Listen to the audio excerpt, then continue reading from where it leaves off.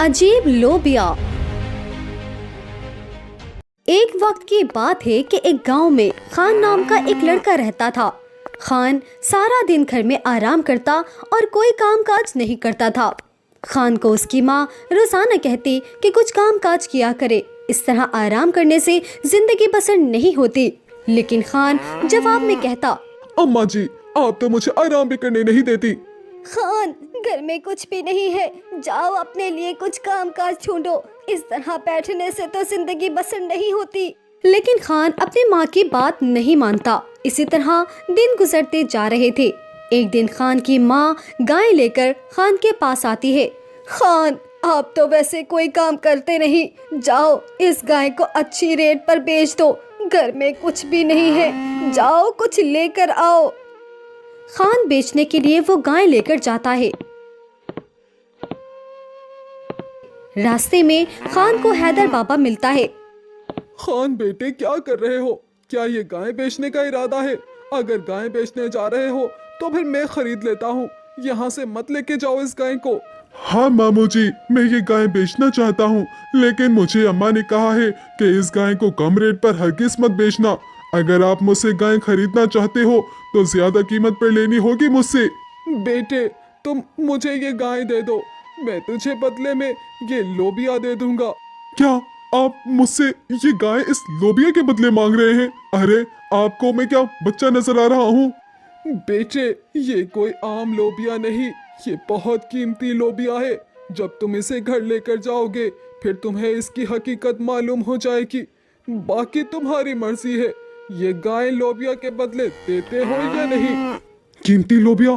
फिर तो ठीक है, लाओ दे दो मुझे ये कीमती लोबिया। मैं अपनी माँ को दिखाऊंगा, वो बहुत खुश होगी कि मेरे बेटे कितनी कीमती लोबिया लेकर आया है। खान वो लोबिया हैदर बाबा से ले लेता है और बदले में गाय दे देता है। फिर वहाँ से चला जाता है। खान जब घर आता है तो माँ को आवाजें देता है।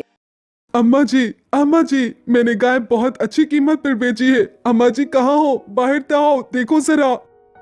फिर खान की माँ बाहर आ जाती है।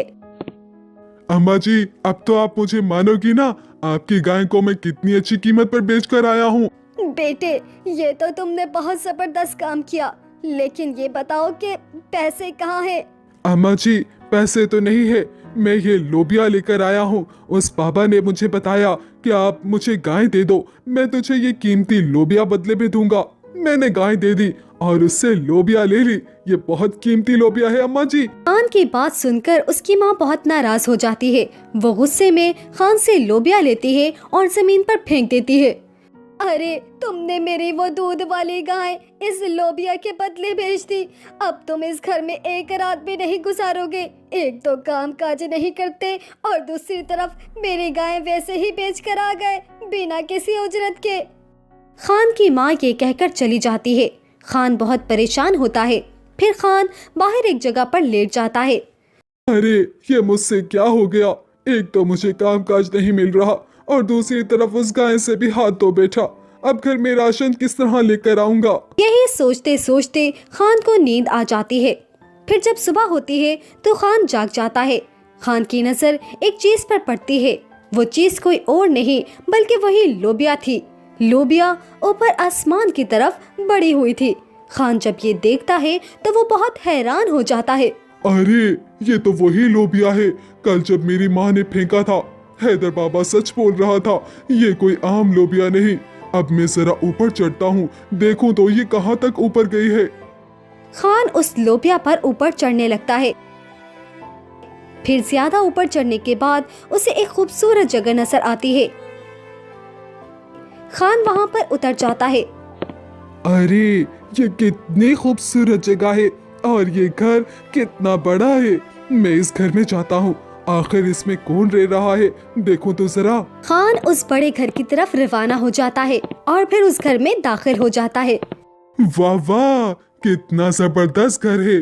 काश इसी तरह घर मेरा नीचे भी होता। ये तो बहुत ऊपर है, इसमें तो कोई है भी नहीं। इसी वक्त खान को एक अजीब किस्म की आवाज आती है। अरे, मुझे इंसानों के गोश्त की बू आ रही है। मुझे इंसानों के गोश्त बहुत पसंद है। मैं इंसानों के गोश्त का शिकार करूंगा। अरे ये कैसी खतरनाक आवाज है। खान, अपने आप को कहीं छुपा दो वरना आपकी खैर नहीं। खान जल्दी से एक जगह पर अपने आप को छुपा देता है। फिर एक बड़ा देव आ जाता है। उस देव के साथ एक बड़ी थैली भी होती है। देव टेबल पर बैठ जाता है और थैली से अशरफियाँ निकाल देता है। खान छुपकर ये सब मंजर देख रहा होता है। कुछ देर के बाद वो देव वहाँ पर सोने लगता है।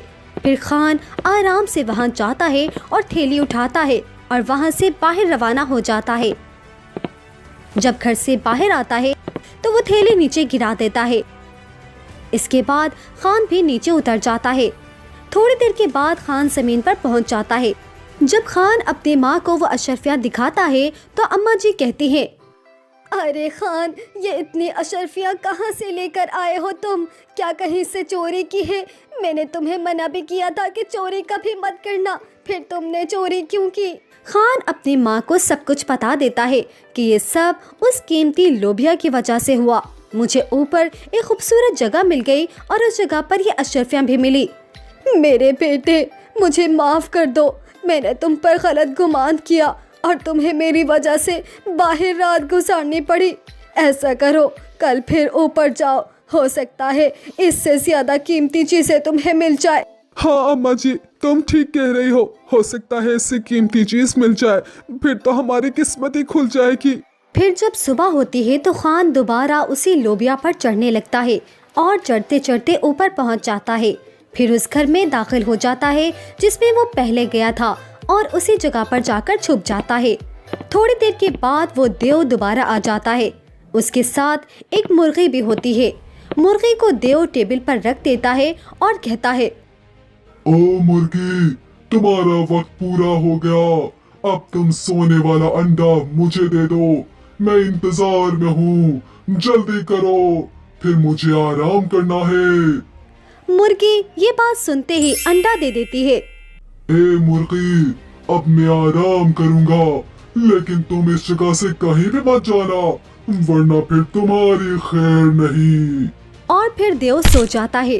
अरे, इसको तो नींद आ गई। अब मैं ये मुर्गी उठाता हूँ और अपने साथ नीचे ले जाता हूँ। ये मुर्गी मुझे सोने के अंडे देगी। खान उस मुर्गी के पास आहिस्ता आहिस्ता चला जाता है और मुर्गी को भी चोरी कर लेता है। फिर खान लोबिया के जरिए नीचे की तरफ रवाना होने लगता है और थोड़ी देर के बाद वो अपने घर आ जाता है और अपनी माँ को मुर्गी दिखाता है और बताता है कि इस बार सोने के अंडे देने वाली मुर्गी मिली है। माँ कहती है, वाह मेरे बेटे, ये तो हमारी किस्मत ही बदल देगी। अब तुम ऐसा करो कि कल फिर ऊपर जाना, हो सकता है इससे भी ज्यादा कीमती चीज मिल जाए। अगर ऐसा हो जाएगा तो हमारे मजे ही हो जाएंगे। हाँ अम्मा जी, आपकी बात बिल्कुल सही है। हो सकता है इससे भी ज्यादा कीमती चीज मिल जाए। गुजरे हुए दिनों की तरह खान फिर से ऊपर चढ़ने लगता है। फिर जब वो पहुंच जाता है तो वहाँ पर दोबारा छुप जाता है जैसे पहले छुपा था। फिर थोड़ी देर के बाद वो देव आ जाता है।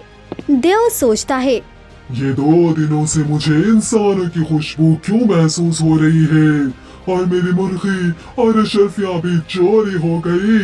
आज मैं सोने का नाटक करता हूँ, देखूं तो जरा कौन है ये आखिर। देव अपने प्लान के मुताबिक काम शुरू कर देता है और टेबल पर हीरे रख देता है और सोने का ड्रामा करते हुए लेट जाता है। लेकिन खान को ये सब मालूम नहीं था। खान हीरो के पास आता है और वो हीरे उठा लेता है। इसी वक्त देव जाग जाता है। अच्छा, तो मेरा शक बिल्कुल सही था। मुझे इंसानों की खुशबू आ रही थी। तुम मेरी चीजें चोरी भी करते रहे हो। अब तो तुमको मुझसे खुदा ही छुड़वा सकता है, खुदा। खान वहाँ से भागने लगता है और देव भी खान के पीछे दौड़ने लगता है। आखिरकार लोबिया पर से खान नीचे उतर जाता है और देव भी नीचे उसकी तरफ रवाना हो जाता है। खान आगे आगे और देव उसके पीछे पीछे। खान दूर से ही दौड़ते दौड़ते अपनी माँ को आवाज लगाता है, अम्मा जी कुल्हाड़ी लेकर आओ और इस लोबिया को काटो। मेरे पीछे देव है, देव, वो मुझे खाने वाला है, जल्दी करो अम्मा जी। खान जैसे ही नीचे आता है तो कुल्हाड़ी से लोबिया को काटने लगता है, फिर लोबिया को काट देता है। लोबिया काटने के साथ ही देव नीचे जमीन पर गिर जाता है और मर जाता है। फिर खान अपनी माँ की गोद में अपना सर रख देता है। खान अपने किए पर बहुत शर्मिंदा होता है और खान की माँ भी अफसोस कर रही होती है कि मैंने अपने बेटे को गलत काम से मना नहीं किया बल्कि उसे और लालच सिखाया। इस लालच में मेरे बेटे की जान भी जा सकती थी। दोस्तों, इस वीडियो से हमें ये सबक मिलता है कि जब कोई बच्चा गलत काम करता है तो वालिदैन को चाहिए कि अपने बच्चे को गलत कामों से रोके और उसे गलत राह पर चलने से मना करे। दोस्तों, अगर आपको ये वीडियो पसंद आई है तो इसे लाइक करें और चैनल को सब्सक्राइब करें। अगली वीडियो के आने तक हमें इजाज़त दीजिए। अस्सलाम वालेकुम।